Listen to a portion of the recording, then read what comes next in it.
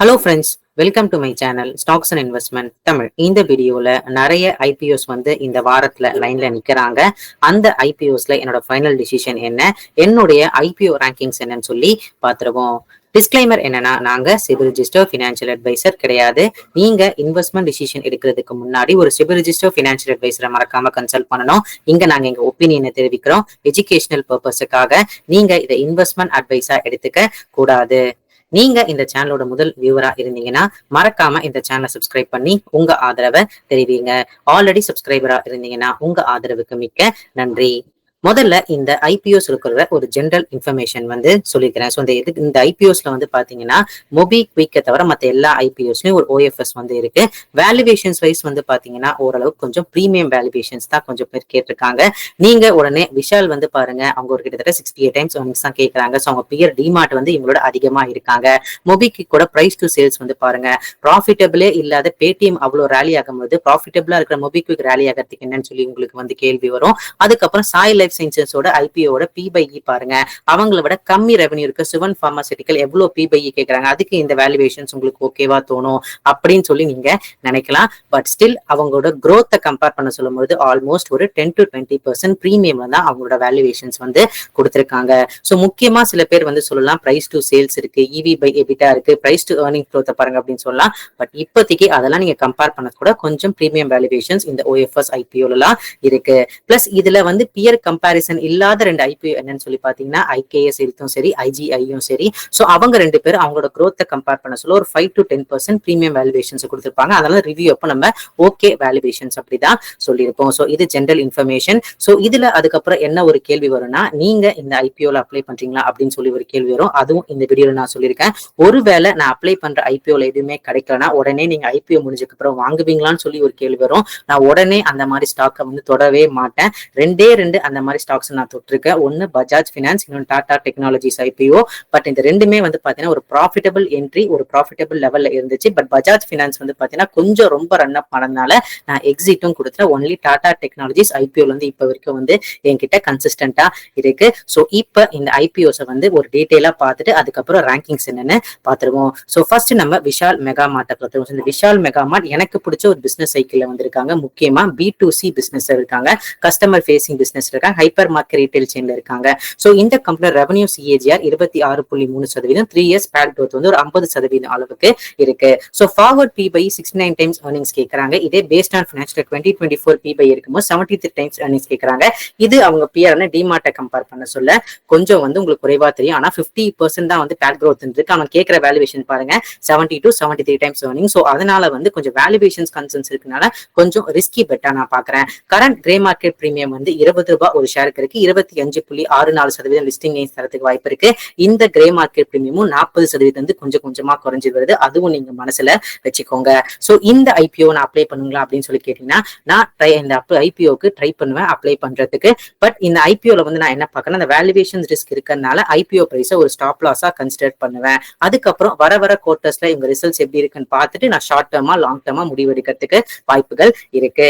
நம்ம அடுத்த ஸ்டாக் என்னன்னு சொல்லி பார்ப்போம்னா மொபிக்விக்கை பார்த்துருவோம். ஸோ இந்த மொபிக்விக் வந்து பாத்தீங்கன்னா கிட்டத்தட்ட நல்ல பிரீமியம்ல இருக்காங்க, கிரே மார்க்கெட் பிரீமியம்ல இருக்காங்க. காரணம் நான் முன்னாடியே சொல்லிட்டேன். ஏன்னா லாஸ் மேக்கிங் பேடிஎம் ஒரு நல்ல பிரீமியம்ல இருக்கும்போது ஒரு ப்ராஃபிட்டபிள் மொபிக்விக் வந்து நல்ல பிரீமியம் ஏன் இருக்கக்கூடாதுன்னு ஒரு கேள்வினாலேயே இப்போதைக்கு 53.41% கிரே மார்க்கெட் பிரீமியம் காட்டுது.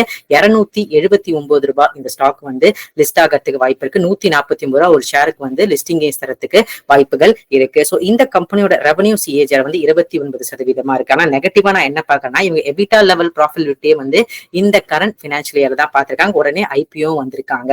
இந்த கம்பெனிக்கு வந்து காம்படிஷன்ஸ் நிறைய இருக்கு. போன்பே, கூகுள் பே, பேடிஎம் அந்த மாதிரி நிறைய காம்படிஷன் இருக்கு.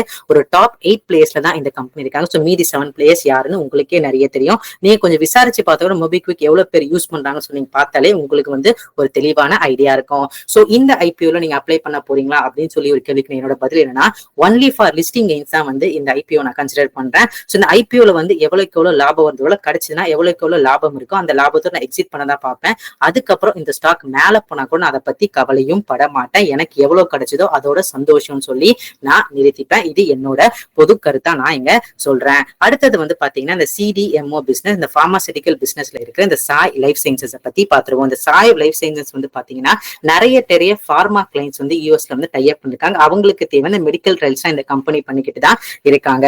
சோ இந்த கம்பெனி போஸ்ட் ஐபிஓல 94% அளவுக்கு அவங்க டெப்ட குறைக்க போறதா சொல்லியிருக்காங்க. அதை நான் பாசிட்டிவா பாக்குறேன். ஆனா இந்த கம்பெனிக்கு வந்து கிரே மார்க்கெட் பிரீமியம் அந்த அளவுக்கு இல்ல, வெறும் 7.10% அளவுக்கு தான் இருக்கு. சோ இவங்க கேட்கிற வேல்யூவேஷன்ஸ் எவ்வளவு இருக்குன்னா 92 டைம்ஸ் earnings வந்து கேக்குறாங்க. சோ இதுக்கு வந்து அவங்க என்ன சொல்றாங்கன்னா, ஒருவேளை உங்களுக்கு இன்ட்ரெஸ்ட் காஸ்ட் குறைஞ்ச டெப்ட்டுக்கு அப்புறம் பாத்தீங்கன்னா எங்களோட வேல்யூவேஷன்ஸ் வந்து பாத்தீங்கன்னா ரொம்ப குறைவா 56 டைம்ஸ் earnings தான் நாங்க கேட்கிறோம். சோ அதனால வந்து ஒரு நல்ல கன்சிடரேஷனா இருக்கும் அப்படின்னு சொல்லி நீங்க நினைக்கலாம். பட் இந்த கம்பெனியோட மார்ஜின் பிசினஸ் வந்து வெறும் லோ மார்ஜின் பிசினஸ் தான். அந்த லோ மார்ஜின் பிசினஸ்க்கு 56 டைம்ஸ் earnings பாத்தீங்கன்னா கொஞ்சம் ஹையர் சைடா நான் பாக்குறேன். பிளஸ் 92 டைம்ஸ் earnings வந்து 56 டைம்ஸ் earnings அந்த லோ மார்ஜின் பிசினஸ் கொஞ்சம் ஹையர் சைடா இருக்கேன். வேல்யூவேஷன் கன்சர்ன்ஸ் எனக்கு இந்த கம்பெனில வந்து கொஞ்சம் தெரியுது. சோ இப்போதைக்கு இந்த ஐபிஓ நீங்க அப்ளை பண்றீங்களா அப்படின்னு கேட்கும்போது எனக்கு மார்ஜின் ஆஃப் சேஃப்டி வந்து வெறும் 7% இருக்கிறதுனால சோ இப்போதைக்கு நான் வெயிட் அண்ட் வாட்ச் கேட்டகரியில இந்த சாய் லைஃப் சயின்சஸ் ஐபிஓவை வைக்க போறேன். அடுத்த ஸ்டாக் வந்து என்ன பாத்தீங்கன்னா, அடுத்த ஐபிஓ வந்து பாத்தீங்கன்னா IKS ஹெல்த் வந்து பார்க்க போறோம். சோ இந்த கம்பெனி வந்து ஒரு லீடிங் பிளேயரா வந்து இருக்காங்க. முக்கியமா யூஎஸ் ஹெல்த் கேர் இண்டஸ்ட்ரிக்கு தேவையான அட்மினிஸ்ட்ரேட்டிவ் ப்ராசஸ் எல்லாமே இந்த கம்பெனி பண்ணிட்டு இருக்காங்க. ரெவன்யூ கி சிஏஜிஆர் எடுத்து பார்க்கும்போது கிட்டத்தட்ட 55%, ப்ராஃபிட் சிஏஜிஆர் எடுத்து பார்க்கும்போது 26% வந்து இருக்கு. சோ இவங்க எவ்வளவு வேல்யூவேஷன்ஸ் கேட்கறாங்க, ஃபார்வர்ட் ஏர்னிங்ஸ் பார்க்கும்போது 55 டைம்ஸ் earnings கேட்கறாங்க. ஆல்மோஸ்ட் அவங்க ரெவன்யூ சிஏஜிஆருக்கு ஈக்குவலான வேல்யூவேஷன்ஸ் வந்து கேட்கறாங்க. இதே ஃபினான்ஷியல் 2024 earnings கேட்கும்போது 61.56 டைம்ஸ் earnings கேட்கறாங்க. சொன்னா பாத்தீங்களா, இந்த இன்வென்ச்சர்ஸும் சரி இன்டர்நேஷனல் ஜெர்னலிஸ்டும் சரி ஒரு 5 to 10% growth வந்து கொஞ்சம் அதிகமா கேட்கறாங்க. மத்த ஐபிஓ கம்பேர் பண்ண சொல்ல பாத்தீங்கன்னா 61 டைம்ஸ் earnings வந்து கேட்கறாங்க. ஒரு மோனோபோலி பிசினஸ் இருக்கிற கம்பெனியா, கொஞ்சம் மோட் இருக்கிற கம்பெனியா அவங்க இருக்காங்க. கரண்ட் கிரே மார்க்கெட் 31.75% இருக்கு. இப்பவும் சொல்றேன், இந்த கம்பெனியோட வேல்யூவேஷன்ஸ் ஓகே வேல்யூவேஷன் தான், சூப்பர் வேல்யூ பை நான் சொல்லவே மாட்டேன். சோ இந்த ஐபிஓக்கு நீங்க அப்ளை பண்றீங்களா அப்படின்னு கேட்டீங்கன்னா இந்த ஐபிஓக்கு வந்து நான் அப்ளை பண்ண ட்ரை பண்ணுவேன். பிளஸ் இந்த ஐபிஓக்கு வந்து பாத்தீங்கன்னா கொஞ்சம் இந்த ஓகே வேல்யூவேஷன் கன்சர்ன்ஸ் இருக்கறனால ஸ்டாப் லாஸ் வந்து ஐபிஓ பிரைஸ்ல வைக்கிறதுக்கு நான் வந்து மறக்கவே மாட்டேன். அதுக்கப்புறம் வந்து இவங்களோட பெர்ஃபார்மன்ஸ் எப்படி இருக்கு, பினான்சியல் வைஸ் growth வைஸ் பார்த்து short term long term view எடுக்கிறதுக்கு வாய்ப்புகள் இருக்கு. சோ அடுத்த ஸ்டாக் வந்து பாத்தீங்கன்னா கொஞ்சம் டிஃபரெண்டா இருக்கிற ஸ்டாக். இந்த ஸ்டாக்கோட மெயின் பிசினஸ் என்னன்னா டைமண்ட் சர்டிபிகேஷன் பிசினஸ் வந்து கேட்கறாங்க. உடனே நிறைய பேர் கேள்வி என்ன வரும்னா வந்து நேச்சுரல் டைமண்ட்ஸ் இப்ப லேப் க்ரோன் டைமண்ட்ஸ் தானே இருக்கு, அப்ப என்ன பண்ணணும், லேப் க்ரோன் டைமண்ட்ஸ்க்கும் இந்த கம்பெனி சர்டிபிகேஷன் பண்ணிக்கிட்டு தான் இருக்காங்க. செகண்ட் லார்ஜஸ்ட் பிளேயர் ஆஃப் இந்த வேர்ல்ட்ல வந்து இருக்காங்க. நல்ல மார்க்கெட் ஸ்லோட்டட் ஜுவல்லரி மார்க்கெட்லோட சர்டிபிகேஷனும் சரி, அதுக்கப்புறம் வந்து டைமண்ட் ஜுவல்லரி சர்டிபிகேஷனையும் வச்சிருக்காங்க. பிரீமியம் ஓரளவுக்கு 24% அளவுக்கு இருக்கு. ₹100 ஒரு ஷேருக்கு லிஸ்டிங் கெயின்ஸ் தரத்துக்கு வாய்ப்புகள் இருக்கு.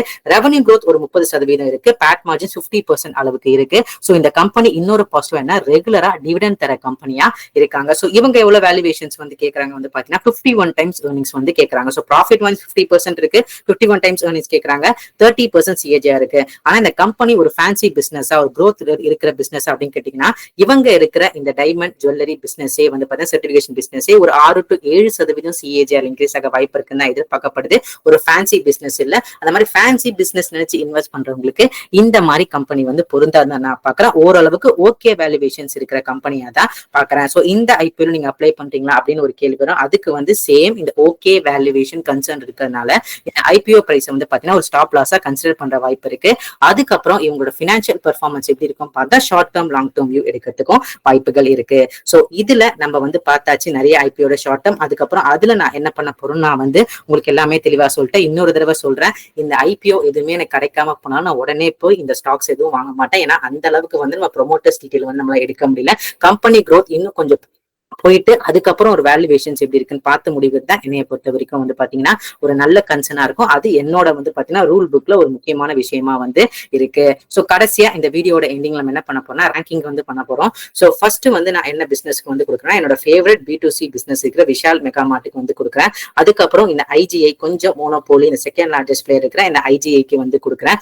தேர்ட் வந்து பாத்தீங்கன்னா இந்த இன்வென்ச்சர்ஸ் நாலேஜ் சொல்யூஷன்ஸ்க்கு வந்து கொடுக்குறேன். சோ 4 கூட சாய் லைஃப் சயின்சஸ் எடுத்துக்கோங்க. 5th மொபிக்கு எடுத்துக்கோங்க. பிசினஸ் மாடலை கம்பேர் பண்ண பண்ண சொல்லும் பொழுது இது என்னோட ஐபிஓ ரேங்கிங்ஸ், என்னோட வந்து டீடைல்ஸ் எல்லாமே நான் வந்து சொல்லியிருக்கேன். ஸோ உங்களோட ஐபிஓ ரேங்கிங்ஸ் என்னன்னு சொல்லி நீங்க வந்து தெளிவா கமெண்ட் செக்ஷன்ல வந்து சொல்லுங்க. உங்களோட வியூ என்னன்னு சொல்லி மறக்காம கமெண்ட் செக்ஷன்ல தெரிவிங்க. எல்லாமே வந்து பாத்தீங்கன்னா என்னோட பர்சனல் வியூ. நீங்க இந்த மாதிரி ஐபிஓல இன்வெஸ்ட் பண்றதுக்கு முன்னாடி ஒரு தடவை உங்க financial advisor SEBI register financial advisor மறக்காம கன்சல்ட் பண்ணி, நான் எங்க செபி ரிஜிஸ்டர் பினான்சியல் அட்வைசர் வந்து கிடையாது. நீங்க இன்வெஸ்ட்மெண்ட் டிசிஷன் எடுக்கும் பொழுது உங்களோட பினான்சியல் ஸ்டேட்டஸ் என்னன்னு முடிவெடுத்து தான் இன்வெஸ்ட்மெண்ட் டிசிஷன் எடுக்க வேண்டும். இங்க நான் அப்ளை பண்ண போறேன் அப்படின்னு நினைச்சு நீங்க இன்வெஸ்ட் பண்ணாதீங்க. உங்களுக்கு என்ன தோணுதோ, உங்களுக்கு எந்த பிசினஸ் தோணுதோ அதை நீங்க முடிவெடுத்து ஒரு முடிவெடுக்கிறதா வந்து பாத்தீங்கன்னா கரெக்டா இருக்கும்னு சொல்லி நான் நினைக்கிறேன். நான் செபி ரிஜிஸ்டர் பினான்சியல் அட்வைசர் வந்து கிடையாதுன்னு மறுபடியும் சொல்லியிருக்கிறேன். இந்த வீடியோ உங்களுக்கு பிடிச்சிருந்தா லைக் பண்ணுங்க. ரெகுலர் வீடியோ அப்டேட் பெல்லைக்கான கிளிக் பண்ணுங்க. மறக்காம stocks and investment Tamil channel subscribe பண்ணுங்க. தேங்க்ஸ் ஃபார் வாட்சிங் stocks and investment Tamil channel.